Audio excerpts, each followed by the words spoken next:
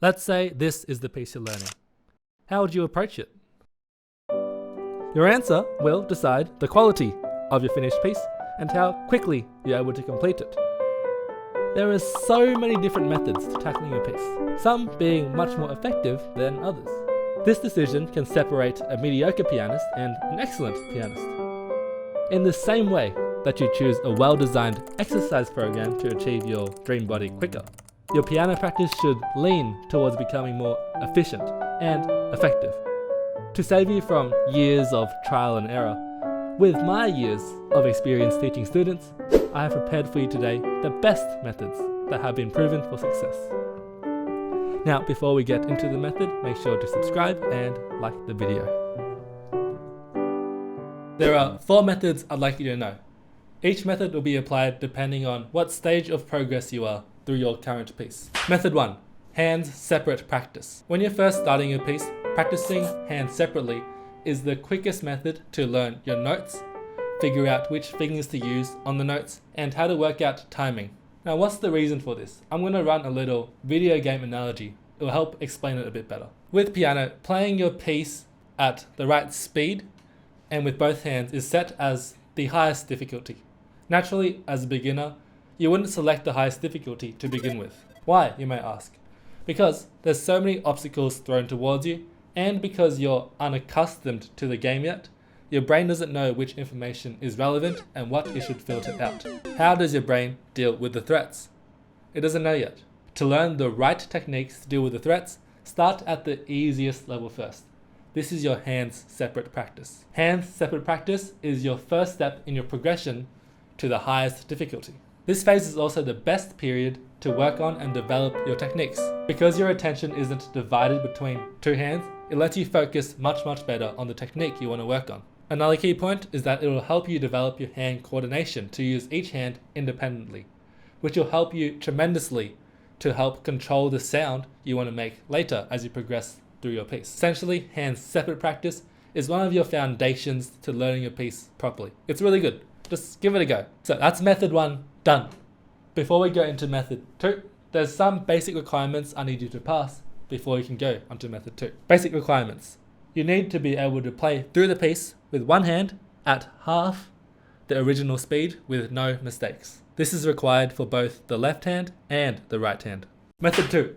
Slow practice. Super slow practice is your next progression from practicing hands separately. In this method, you'll be practicing with both hands together. The great benefit of practicing super slow is that it gives you plenty of time to work things out as you're playing through the piece. With this time, you gain a lot of control over what you're playing. You want to have as much control as possible as you're playing through the piece. Now, why is that exactly? The more time you spend playing the right notes, the more mistake-free your final product of the piece will be. Consistently playing the right notes and getting your timing right will help your brain form the right neural connections to help coordinate your piano movements. In simpler terms, it will help a lot with your coordination of getting both your right and your left hand working together. On the flip side, playing quickly during your learning phase of the piece often means that you are giving up control of certain aspects of your piece. This can lead to compensations in your technique which can hinder you in the future. It'll be quite time consuming and it will take longer if you try and fix these compensations once you get more adept at the piece. Apply this super slow practice method in sections through your piece.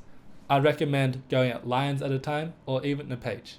Your only goal here with this super slow practice is to get no wrong notes and have your timing perfect. Once that is going along the way, then start doing more focused practice on your more difficult sections. So maybe even work 1 bar or 2 bar at a time. And that's method 2 done.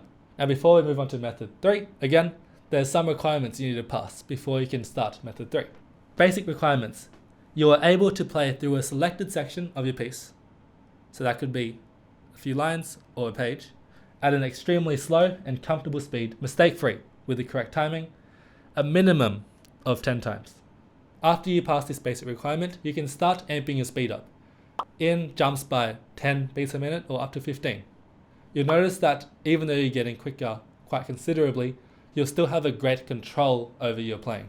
Method 3. Work on one thing at a time. At this stage of progress through your piece, you should be able to play both hands together at a medium speed. So they'll be around half the speed of the intended speed of the piece. At this stage, I'm sure that there'll be certain things you want to work on, be it certain techniques you want to work on better, certain sounds you're trying to create, or just as another example, trying to bring out certain melodies you like better. When you're working on improving some sections or fixing some issues, work on one thing at a time. Don't divide your attention among multiple things. I'd like you to treat this stage like a checklist. Finish one task, tick it off, and then move on to the next task. Don't try and handle multiple tasks at the same time. Divided attention will make it harder for you to improve what you'd like to work on. It can result in a slower progress and a lower quality finish. Let's look at this example here. Right now I'm trying to make my right hand sound louder than my left hand. But as I'm practicing this, I noticed that my left hand, the chords, they aren't playing together at the same time. Even though I noticed this, I will only focus on making my right hand louder than my left hand. The other issue, I can fix it later on once I resolve the first issue first. Doing this is also great for your mental too. You feel more accomplished rather than finishing your session, your practice session, with lots of uncompleted things. And I'd say feeling accomplished and satisfied is a really important thing to make sure that your practice is sustainable and going on for a long time. And that's it. Method 3, done. Now for the final method 4, the passing requirement to move on to method 4. You feel you are ready for the final boss, the hardest difficulty. You can play the piece at speed with both hands. Method 4, record yourself. As a pianist, there's so many things you could be thinking about as you're playing. Lots of things to process. That's why when you do play, what you hear isn't always what the audience hears. That's why it's really important to record yourself. Because of where your focus is directed as you're playing, lots of different sounds, or maybe even errors, can bypass you unnoticed as you're playing. My tip here is trust the microphone. That is what the audience hears. After you record yourself, listen back to how you're playing. Be quite critical of your playing, but also take your wins where you can. See what you like about it, but also any parts you don't quite like or think that needs improvement, write it down, give it a circle. After you've done that, work on those smaller parts. Work on it until you hear with your ear that it sounds quite good, then check it again. Record it, then listen back. Record it, then listen back. Recording is a great tool to do your final polishes of your piece. It can bring the piece from an 80% to an 100%. And that is method 4 done. Final remarks from me. Be smart with your practice. The more you think about how you can practice and how to make it more efficient and more effective, the faster you'll progress. I mean, of course you'll need time to put into it, but be smart with your time. You don't need 20 hours of practice every day. Yo, this is Future Brian speaking. If you guys enjoyed the video, let me know in the comment section below.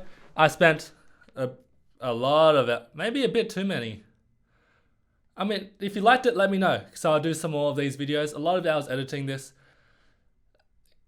Likes are always appreciated, and that is it. Goodbye, see you next time. Bye.